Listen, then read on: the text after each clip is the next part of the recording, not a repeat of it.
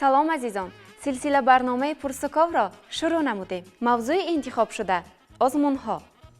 دقت کنید. بله، هر یک آزمونه که امروز ها در وطن عزیزمون برگزار گردیده ایستاده است، مقصد و مرامی خود را دارد. چنانه که نامزد علم های فیلولوژیا دوچنت مرتضی زین‌الدین زاده قید نمودند. همه این آزمون ها در علاهیدگی هم مقصد و هدف مشخصی خود را دارند. به طور عموم هم یک مقصد عمومی ملی خود را دارند. این مقصد نیز بی‌شبهه از منفعت خالی نیست.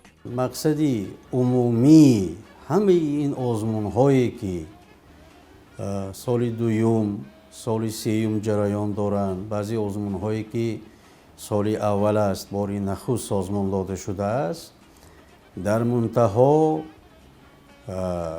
بیدار کردن سطح خودشناسی مردم کشور عزیز ما است. بله، هدف آزمون ها نیز همین است، یعنی کتابخوان و کتابدان کردن تمام قشر جامعه. پوشیده نیست که به انسان صاحب عقل همه چیز را کتاب داده می تواند. کتاب سطح معرفت را بالا می بردارد،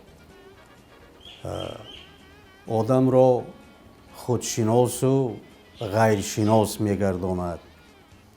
به قدری ارزش های عمومی ملی وطن خود، دولت خود، خصوصا دولت صاحب استقلال خود رسیدن را پیشنهاد می نماید، می آموزاند. در کشور عزیزمان الان آزمون های جریان دارند. یکی از آزمون اساسی که سال سیوم است ادامه می یابد، این آزمون عمومی جمهوریوی فروغ صبح دانایی کتاب است. یعنی طول 3 سال است که دوستداران کتاب ذوقمندان سخن در آن اشتراک دارند. باید به گفته آید که در مدت 3 سال آزمون جمهوریوی فروغ صبح دانایی کتاب است تکمیل یافت و صفتاً خیلی خوب گردید، خیلی بالا رفت. با نظامنامه عمومی آزمون هم تغییرات های صفتی وارد گردید و بعضی نافهمی ها، بعضی اون چیزهای عمومی که در سال اول زیادتر بود، در سال دوم کمتر گردید، در سال سیوم خیلی سفته گردید و اون چیزها اصلاح شدند. در آن بیشتر کدام قشر جامعه اشتراک دارند؟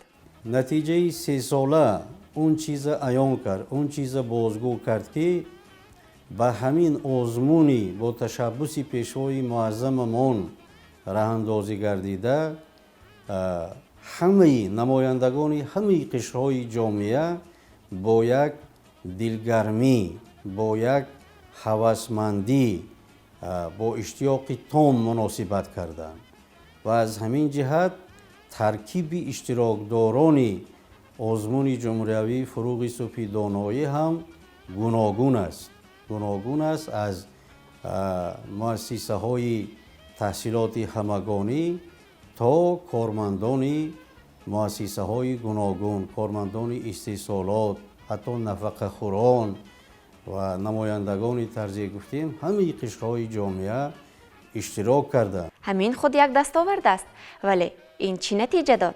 و معلوم می گردد که مردم تشنه کتاب و تشنه کتابخوانی بودند. اعلان گردیدن آزمون یک وسیله گردید، یک تکانی گردید که آنها تکراراً بار دیگر هوسمندی خود را به کتاب اظهار نمایند، بار دیگر قابلیت خود را به نمایش گذارند و اثبات کرده توانند که آنها ادامه دهندگان همان عنعنه های دیرین، همان سنت های دیرینه ملت تاجیک، سنت های دیرینه خلق خود هستند. برای آنکه به هیچ کس پوشیده نیست که ملت تاجیک اصلاً ملت صاحب کتاب، ملت صاحب تمدن و از ملت های پیشرفته فرهنگی به شمار می آید. در عموم چی می گوید؟ در جنبه از همین قدر گفته می توانیم که در مقیاس ریسپوبلیکا، در مقیاس جمهوری عزیزمان، سازمان دادن همین گونه آزمون ها باعث پیشروی جامعه می‌گردد. باعث بالاروی سطح خودشناسی مردم شریف تاجیکستان می‌گردد. تشکر. اکنون نظرسنجی را شروع میکنیم و میبینیم که مردم تا کدام سطح در آزمون ها اشتراک کردند. شما باره در آزمون اشتراک کردید؟ برنامه پرسکا سوالی عادی داره. نه. در دوره دانشجویی در بسیار آزمون‌ها اشتراک کردم. در آواز اطلاعی 2014 اشتراک کردم. در محفل ظریفان 4 سالی که در دانشگاه خاموش کردم 4 سال محفل ظریفان در اشتراک کردم. من سال گذشته در آزمون جمهوری تاجیکستان وطن عزیزم در دوره انتخابیش اشتراک کردم. پیش هم میکردم. شما باره در یگان آزمون اشتراک کرده؟ نه. میخواید در یگان آزمون اشتراک کنید؟ او با آن سو گریخت. من حتی آوازش را نشنیدم. نه. اپا جان درس دیر شدیست. گپ زدن نمیخواد. سوالی عادی داره. بله اشتراک کردم. در المپیادهای شهری جمهوریوی یک بار اشتراک کردم و جا نگرفتم. اشتراک کردم. نیت نیوستفال. آزمون زیاد اشتراک کرده هستم. نه. آزمون برای جای کار اشتراک کردم. در آزمونی رسامی اشتراک کردم. بله در آزمون‌های جمهوریوی، آزمون‌های ناحیوی اشتراک کرده بودم. در وقتی خواننده بودم در مکتب میانه خواننده بودم. در چند المپیادهای جمهوریوی ناحیوی اشتراک کرده بودم. کردگیم. فقط آزمونای چی در اشتراک کردم؟ المپیادهای مکتب در از فن تاریخ بسیار اشتراک نمودم. تشکری زیاد. پسند شد. نباشه صحنه دیگرش را می‌بینیم. اکنون سوالی نوبتی را پیشنهاد میکنیم. حالا چی؟ میخواهید در یگان آزمون اشتراک کنید؟ مسابقه یگان ورزش. آزمون باشه اشتراک میکنیم. مثلا کدام آزمون؟ شاید یگان آزمونای موسیقی باشد، سرایندگی باشد، نوازندگی باشد. من به تو باور کردم. تو با عقلی. مثلا کدام آزمون؟ چه آزمون باشه؟ مثلا یگان آزمونی که شما نسبت به همان ساحه شوق دارید. سوالای میبینیم یا کدام سوالای چه باشه؟ نمیدونم. این حال نیکم کور فقط. نه. حالا باشد در دوره ناحیوی اشتراک میکنم. حسنش بله. باشد چرا نه؟ در کدام آزمون؟ با ورزش باشد فوتبال. نه نمیخوام. چی بنه؟ در کدام آزمون میخواهید شرکت ورزید؟ فرق نداره کمش باشه اشتراک میکنم.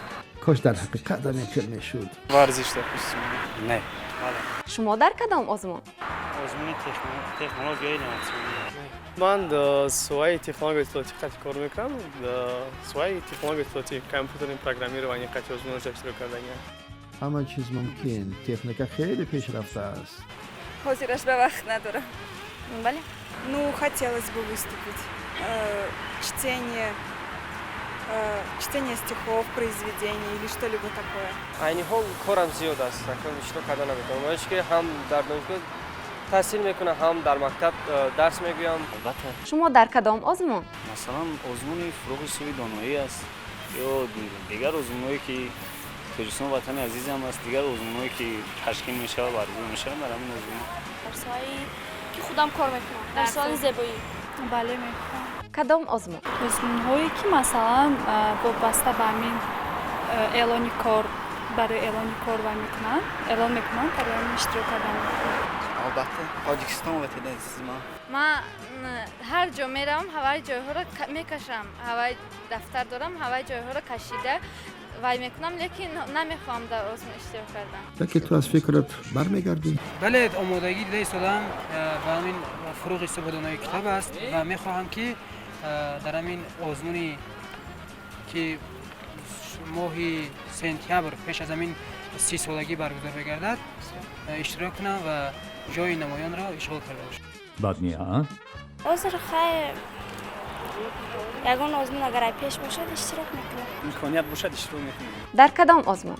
سلطان میخوام در آزمون آواز اطلاعی اشتراک کنم. رحمت برای پاسخ بودن نفرانی که نمیخواهند در یگان آزمون اشتراک کنند. چرا؟ برای چی؟ کار دارم. من کمتر از پشت کار خودم برای همه. کارم بسیار. وقت ندارم. بیا من. نه داریم شوق لیکن رشدی ای حساسیت نمیکنم. فهما فیصدی زیادی مردم میخواهند در آزمون‌ها اشتراک کنند. آنها را نیز پرسیدیم که چرا خواهش و ذوق اشتراک کنی دارند. اقدام سوای ورزش باش. چون که استادان هم توصیه دادن که در این آزمون اشتراک کرده هنر خود را سنجید. شاید این خیلی بهتر باشد. برای که ما نامزد با استاد ورزش و یک بازیکن یونیورسالی دیگه داشتم. ما از این خاطر با ورزش شوق و رغبت زیاد. ورزش من خوب ندارم. این خیلی بهتر می شود. برای که دوره دانشجویی اشتراک کردم. این حال حاضر همه آزمون رفته ایستاده است. امسال میخوام به همین آزمون اشتراک کنم. خود همین اختصاص من اینه که فنهای گومانیتری است و من میخواهم که در همین جاده همین اختصاص خود تیاری بینم و در همین آزمون فروغ صبح دانایی اشتراک کنم. برای اینکه دوست می‌دارم در آزمون اشتراک کردم. بسیارتر میخواستم که سرودخوان شوم، حافظ شوم. خودم بسیار سخن، بسیار شعرها ایجاد میکردم و استادان نشون میدادم. بسیار جای رفته خودم مستقلانه مشق میکردم. کن یگان پارچه سرود خوانید؟ خطا کردی گذشتم از خطایت، جفا کردی بریدم از جفایت، مرا از یادی خود بگانه ساختی، مرا در زندگی دیوانه ساختی، چرا با من سری یاری نداری، تو که زی من جدا رحمی نداری. سپاس. پاسخهای خیلی نقص. پرسکاو را ادامه می‌دهیم و در دوام آن می‌خواستیم از مردم بفهمیم که آیا آنها از آزمون‌هایی که در جمهوریمان برگزار شده ایستاده است آگاهی دارند یا نه. بسیار ممنون. ایسا چنان می‌دونیم از اگزام برو اومدم کپتان نستیم نیست پژمان. ما راستی برای تلویزیون تماشا کردن راستی وقت هم نداریم وزید. از رادیو و مجله چی خبر نیافتید؟ نه راستی. آزمون‌های تاجیکستان وطن عزیزم واسه وقتا رفته است. بعد فروغ صبح دانایی آزمون بسیار در سطح بلند رفته است. ما آزمون‌های جمهوری زیادند حضور برای جوانان. فروغ صبح دانایی کتاب است. آزمون تاجیکستان وطن عزیز من. فهمه ندارم. مغزنی. تاجیکستان وطن عزیز من فروغ صبح دانایی. آزمون وی رفته ایستاده است. فروغ صبح دانایی کتاب است. همین فقط میدانم و بعد آزمون تاجیکستان وطن عزیز من. در سمت ورزش مسابقه‌ها در شهر دوشنبه می‌شود. مسابقه‌ها می‌شود میان تالارهای ورزشی و مسابقه‌ها در سطح شهری و در سطح جمهوری. اینچنین در زل ما یک چند مرتبه چمپیونات آسیا اوید بازی‌های یونیورسالی تشکیل کرده شده بود. از همین‌ها خبر هستم. المپیادا هستند آزمون‌ها خیلی زیادند. یگان چرا نمیدونم این نرفتم. کن چرا ندارم. نخود. تایکواندو دا دوستم. با گشتین ملی جودو سامبا. فروغ صبح دانایی کتاب است اینا می‌دونم. باز و نقص فکر کنید. تاجیکستان وطن عزیز. فروغ صبح دانایی تاجیکستان وطن عزیز من. جمهوری وایو قطعی اراسموس موندوس و مخصوص برنامه‌ای هستند که برای تحصیل در خارج کشور مخصوص آزمون‌ها هستند. اگر آزمون گذاشتیم در آنجا طریق رایگان تحصیل آموزش می‌کنیم. فروغ صبح دانایی و المپیادها. امروز به واسطه اصول پیشوای ملت آزمون علم فروغ معرفت تشکیل کرده شده است که بسیار هم در یک سطح عالی گذرانده شده است. جلب جوانان، دانشجویان، خوانندگان یعنی نفرانی که جوانان رو برای آموزش علم یعنی که جلب میکند. این یک گوییم که روی هوسمندکنی است. مقصد آزمون یعنی در آزمون باید که در آزمون مقصد غالب آمدن نباشد. مقصد هر یک کس یعنی آزمون در اشتراک کردن سایقل دادن سویه دانش خود همون نفر اشتراک کننده آزمون باشد. فروغ صبح دانایی. فروغ صبح دانایی. سال سوم است که فروغ صبح دانایی کتاب است تشکیل شده است و این سال 2021 این آزمون سوم است، سال سوم است و این سال 2021 علم فروغ معرفت که دایر به علم‌های طبیعی ریاضی تشکیل کرده شد و فکرم این همین دو تا است. هم فروغ صبح دانایی کتاب است و علم‌های گومانیتری یعنی که شعردانی و شعرخوانی. فروغ صبح دانایی کتاب است. این همین است که در مکتب 35 درس میدن طلبان اشتراک کردن. سپاس با کلی آن داوطلبانی که در آزمون‌ها می‌خواهند اشتراک کنند کامیابی را تمنا داریم.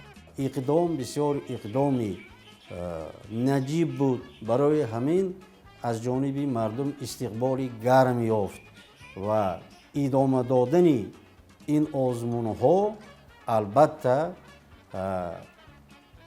برای معرفتناک گردیدن، برای دوستداری وطن، دوستداری کشور، دوستداری تاریخی خود، آگاهی پیدا کامل کردن از تاریخ خود و از فرهنگ خود کمک خیلی جدی رسانیده میتواند.